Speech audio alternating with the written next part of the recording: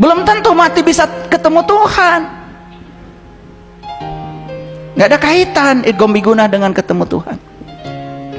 Ketemu Tuhan itu kaitannya dengan kolbu. Paham sampai sini?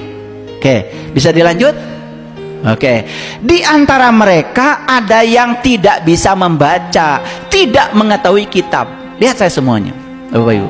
Bapak Ibu akan tahu isi buku kalau bisa membaca buku itu dan tahu bahasanya. Clear? Ulangi, Bapak Ibu akan bisa mengetahui isi buku kalau Bapak Ibu tahu, satu, bisa membaca. Yang kedua, tahu bahasanya. Kan begitu? Gak bisa bahasa Inggris, jangan sok-sokan baca buku bahasa Inggris.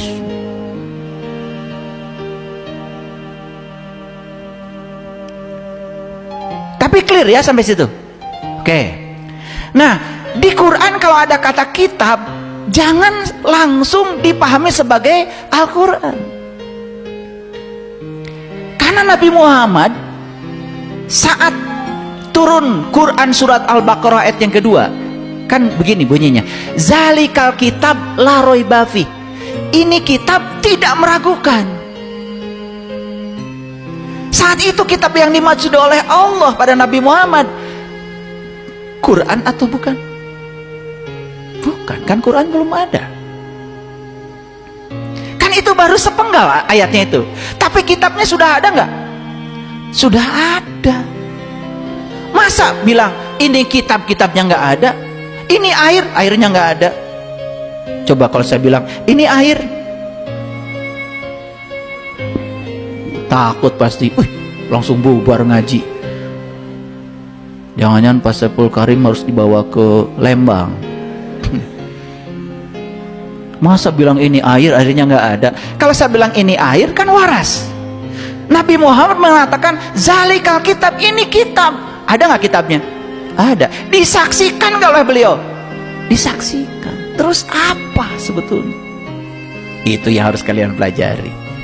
Makanya kitab sering disebut kalamullah. Kalam itu adalah sifat, Allah itu zat. Karena sifat dan zat tidak pernah berpisah. Jadi kitab yang sejati tiada lain adalah apa yang disaksikan oleh kolbunya Nabi Muhammad. Sehingga beliau mengatakan la raiba fi, tidak meragukan lagi. Hudan lil mutakin, petunjuk bagi yang bertakwa. Nah, siapa yang bertakwa? Alladzina yu'minuna bil ghaib wa yuqimuna shalah, dan selanjutnya itu dijelaskan surat Al-Baqarah. Jadi orang bertakwa itu syaratnya sudah beriman. Kalau beriman berarti sudah terbuka. Terbuka apa? Terbuka kepada kitab. Paham sampai sini? Di antara mereka ada yang tidak bisa membaca, tidak mengerti kitab. Berarti gara-gara tidak bisa membaca, tidak tahu apa itu kitab.